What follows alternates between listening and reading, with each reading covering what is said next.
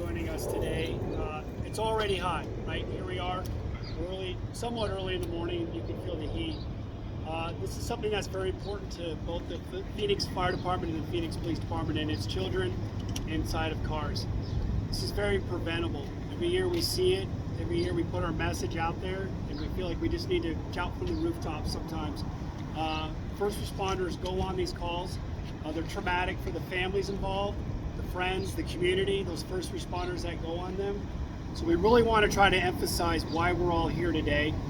If you're watching this, you're listening to this, please pass this message on to, maybe you don't have small children, but your neighbor does. Maybe you're a grandparent, maybe you're an aunt or an uncle, but everybody needs to remember, if you don't think it can happen to you, well, trust me, it can, because we've got somebody here to share their story today. But as you know, the next 4 days, right, 170 to 111, that's outside. So when you talk about a car, it's a dangerous situation. So we want to talk about why not only this is preventable, but really some of the stories of how this has happened to them. We're very busy in our lives. We have cell phones. We have to go here to there. We have to drop a child off at daycare. We have aunts and uncles that help with children, that watch those children, and putting them in the back seat, and we're trying to map into where we're going, and it shouldn't be something that you forget, but unfortunately it does happen. So I'm going to let Sergeant Ann Justice from the Phoenix Police Department talk about why people think they can sort of get around it, still leaving their children in the car. But the message today is you can never leave them in there, no matter what the situation. Hi, I just wanted to talk about how even when you park your car in the shade with the windows cracked, temperatures can rise to a very unsafe level. Cars in the Arizona sun heat up really quickly. On a 100-degree day, after 10 minutes, temperatures are already at 119 degrees in a car. And after 30 minutes, they go up to 134. We have a chart down here that has a bunch of the numbers. One of the most impressive ones to me is at 110 degrees within 30 minutes. It can be 144 degrees inside of a vehicle. And that's even with the windows cracked. This isn't a problem that we see just with children. People also leave their pets in their vehicles.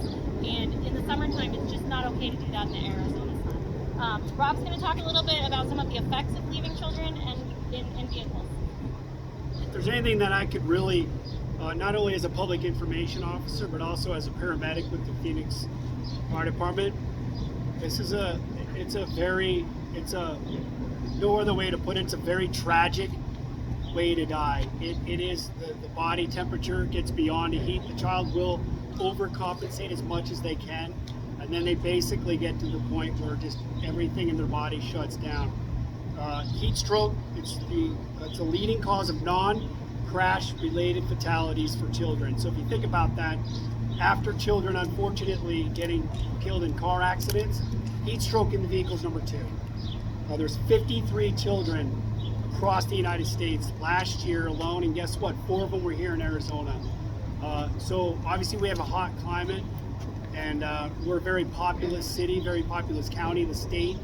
So we've been on these calls, we see what happens, but I think more than anything, to tell it from a first perspective of somebody that's been there, really could hammer that home, because we could tell you about the calls that we've seen, the tragedies we've seen, the ripple effect into the community, but really first person is probably the best way to really describe that to you. And with that, I want to introduce Dawn Peabody. Dawn lives here in Arizona and lost a child in a hot car, and she's here to tell you her story. Dawn?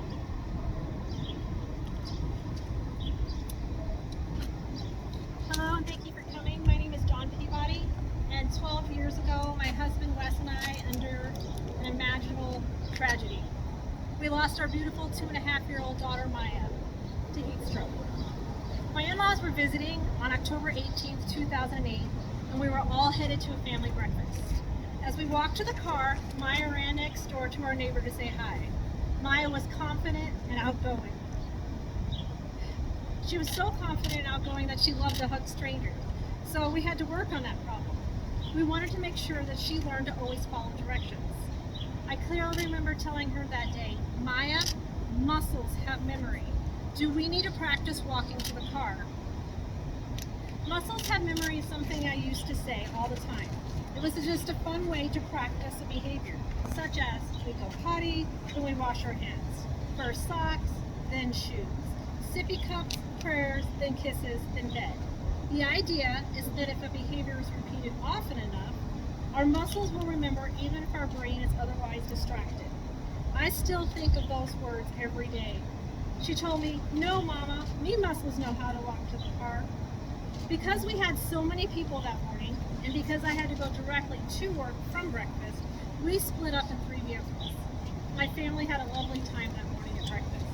Maya had eggs. She always loved to put syrup on her eggs. After breakfast, I rode in a family vehicle, the vehicle the children normally rode into with. But because my in-laws were visiting, the plan was to let Maya stay home when she normally would have been at work with me, and the rest of the family would go home and learn how to rope in the backyard. So this time, Wes took Maya in his vehicle, the one he usually only used to travel to and from work. The rest of the children rode with Grandma and Grandpa. Normally on Saturdays, Wes would have hopped out of the car when he got home, ran to the backyard to play with the children. Our muscles have memories.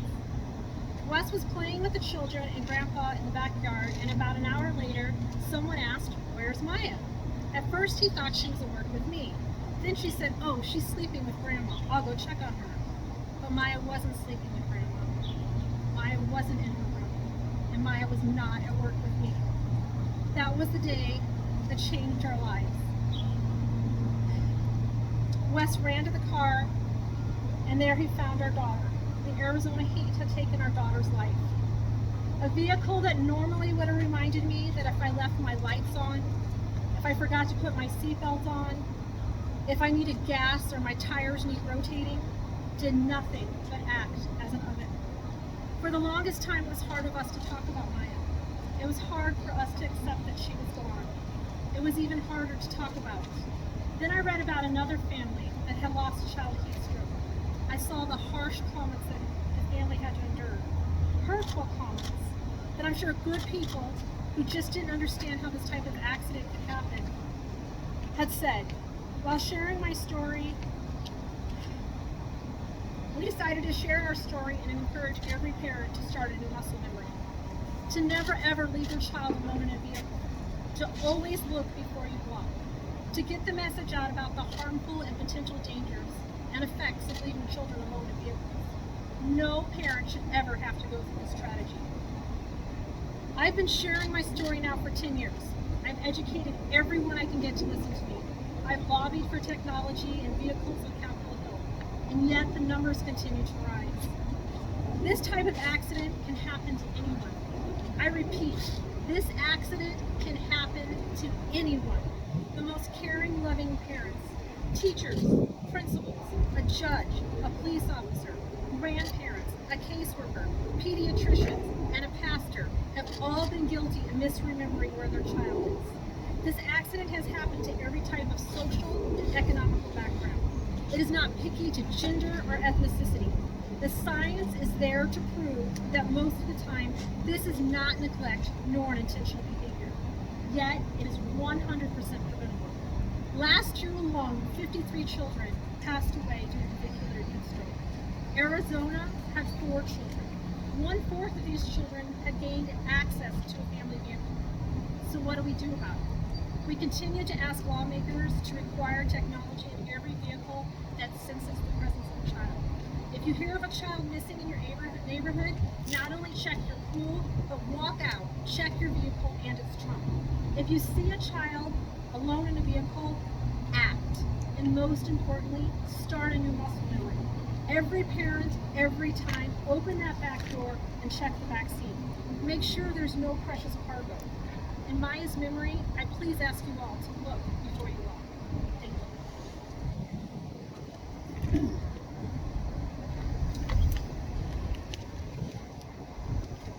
Thank you. Obviously, we all know that takes a lot of courage to do that, and it's really important for us that that type of message gets put across. We're going to put a thermometer in the car, and we all know, right? I mean, it's hot just standing out here. Sometimes when you really understand just how hot that can get, it really shows you from that point in time where you're at. And just really quickly, as we put this in there, and a lot of people have talked about other ways of remembering that your child's back there.